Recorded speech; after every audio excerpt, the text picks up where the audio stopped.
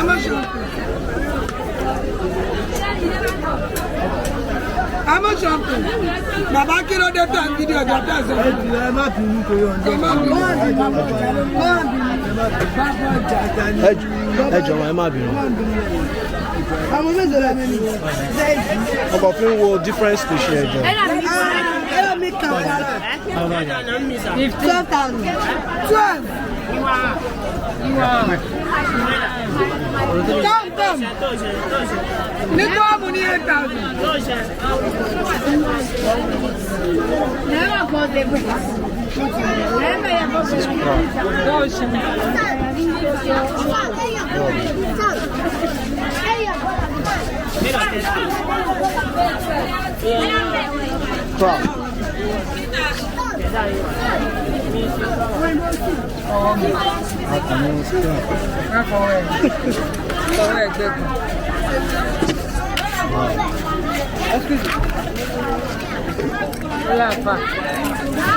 Àfọ àwọn sọ̀rọ̀ kẹ́ fọwọ́ mu. Ṣé kò lè gé oúnjẹ bá? Ibo lọ́wọ́ ẹ̀ wà? Ibo lè yín ẹ̀ wà bẹ́ẹ̀? Ṣá. This is serious. Ẹ ṣé wọn dà. Okay, bros. You said this is what special of fish is this? This kuta. This kuta. Okay, kuta. So how much is this? This now this is the biggest one over there. So these are the kuta. You do have the big one. So this size now, 10 of this now is 13,000. This 10 is 30,000. Okay, how about this? This one is 5. This 1,000. Okay, 13, 6,000. So we have this one now 10 for 8,000. This one is 10 for 8,000. Wow, good price. Okay, so, but is this a different species? This one? 1, 2, 3, 4, 5, 6. They are the same species. Okay. This one is different. This one is different. Oh, and this one is different. Okay. This is catfish, black catfish. Black catfish. And this is croaker. And this is panla. Please, can you raise the catfish up? Let me just have a very good one. Okay, black catfish. Black catfish. All right. Okay. So this is croaker. Akpo. And that one is this one and this one are the same thing. Soulfish. Abo. Soulfish. ABO. Okay, Akpo. This is I'm a Yoruba guy too. AABO. But the second A has is it me or Joe? But the second A has sign up. Okay. So and this one has KAKBO. Okay, Akpo. And oh, I get. Okay, so Akpo, Abo. Like, okay, this is Akpo. And this is Abo. Okay, good. That's fantastic. And this is catfish. No, I mean the one in the nylon. Okay, stockfish, Lele. Stockfish. Wow. And this is the full one. That is blessed. Okay. This is the full one. Alright. Stockfish. Okay. So, thank you, my brother. I quite appreciate. Okay. And this is shower kekere. This one you do have the biggest size. You have the big one. This one is the smallest size we have. This one will be good for vegetable soup. Yeah. For vegetable soup, stew. Okay. Stew. So this one is shower. Okay. This is follow. The biggest size of this one is called bonga. Okay. So that is Yoruba name. Agbodo for this one, the big one. Okay, Eja Agbodo. Okay, so this is small one. Okay. So, I love the head of Eja Agbodo so much. I love it so much. You see, this is shower. Okay. This is shower kekere. And this one, I call this one the follow. Shower kekere. So the big one of this one is called Eja Agbodo. So this one is shower means shower. It means the same. My brother, you'll be a good mass communicator, you know. It's nice. Oh, I see why we are inclined. I'm in chemistry department. Wow. Last year. All right. I love that. Nice meeting you, my bro. Àwọn èdè ilé tún sanra o. Ṣé ń kó jáde lára?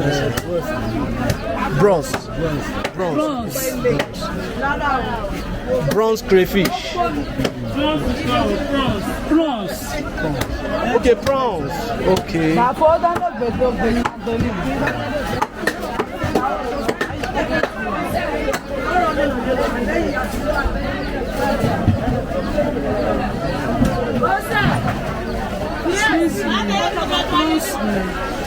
Sorry about that.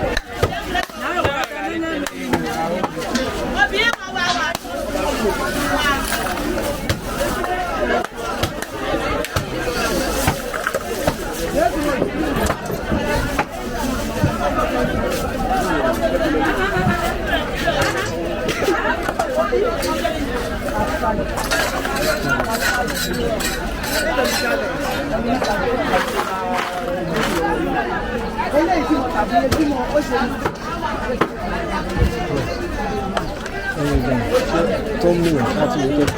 Ó ní àwọn ní ẹ̀kọ́ ṣé tó ń mílẹ̀ kan tó ń mílẹ̀ náà. Ìgbà táwọn ti tilẹ̀ ẹ̀ tó ti fi pa wòye lọ sí ọmọ bẹ́ẹ̀ ni tó ga tó ń sí ọwọ́ ìlú. Ó wá láti ibi ẹ̀yìn ọmọ láti gbẹ̀gbẹ̀ ṣẹ́gun ó gbọ́dọ̀ àwọn bẹ́ẹ̀ náà ló kó pátápátá. Ó gbọ́dọ̀ ló kó pátápátá tó fi mọ́ ọ̀dọ̀ wa. Ó kó gbogbo ọ̀dọ̀ wa ọ̀dọ̀ wa ìgbọ̀dọ̀ àgbẹ̀ ló kó pátápátá tó fi ọ̀dọ̀. Ó pọ̀ kò sí ẹja tí ó pa àtẹ́gbẹ́já bí ṣúgà kò sí ẹ̀jẹ̀ ọ̀pọ̀ ó gbọ́ ẹ̀ kò sí wọn orí wọn kan ẹja ti fi kàwé everybody wọn kò sí tí ó kù ó gbọ́ ẹ̀.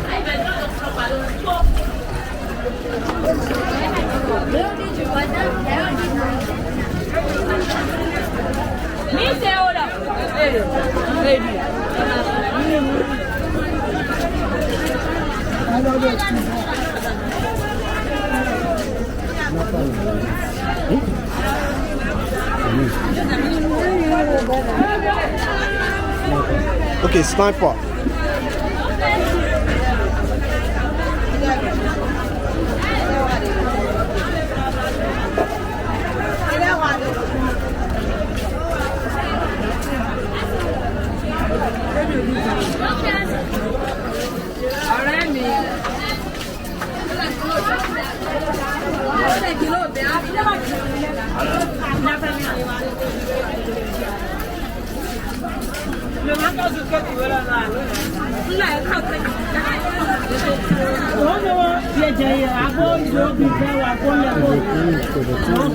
Okay, what I've got to cover.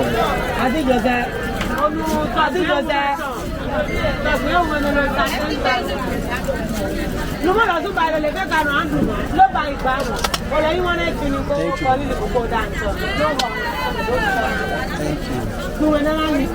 Madam, you are a nice woman. She know where to find.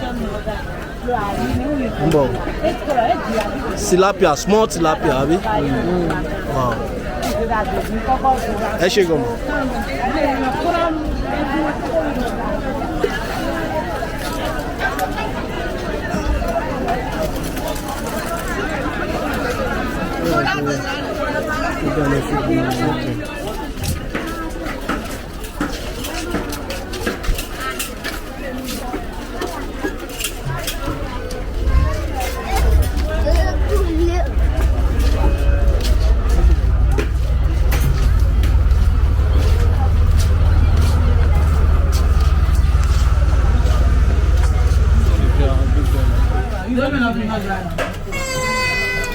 Wá mi ṣí díìsì. Ibà. Akọ̀lọ̀.